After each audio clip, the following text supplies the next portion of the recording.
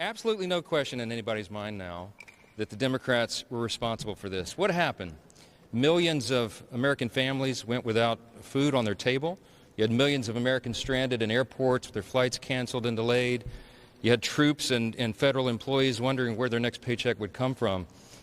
The Democrats openly admitted, many of them said it in their own words, that they used the American people as leverage in this political game.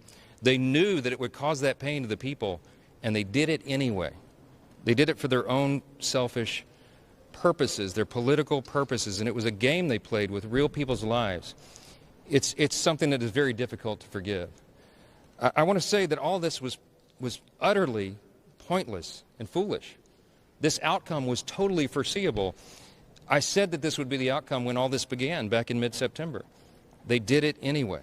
Democrats admitted that they used the people as leverage, and they got nothing for their selfish political stunt here. They didn't achieve anything with this at all. And anyone who studied history would know that shutdowns never yield any positive result. It just hurts people. I said on the House floor a little while ago that we did all this in good faith. From the very beginning, I was insistent about this. Our leadership team was. The Republicans did the right thing. We had a nonpartisan continuing resolution. We didn't have any Republican priorities on it at all. We just said, in good faith, let's keep the lights on. Let's keep this going for another 7 weeks so that the Congress can do its work, so they can get back to the regular appropriations process, the way that it is supposed to be done for the people, so that we're good stewards with their money. That hasn't been done here in a long time. And we said we want to get back to that. Now, I'm pleased that tonight on the CR we had 3 appropriations bills that we'll send over to the President's desk in just a short amount of time tonight to get signed into law. That's an innovation, too. As you all know, it's been years since Congress actually did separate appropriations bills. I'm proud of that achievement, but I'm really sad that it took us so long to get here. It was so much pain that had to be endured to get to this point.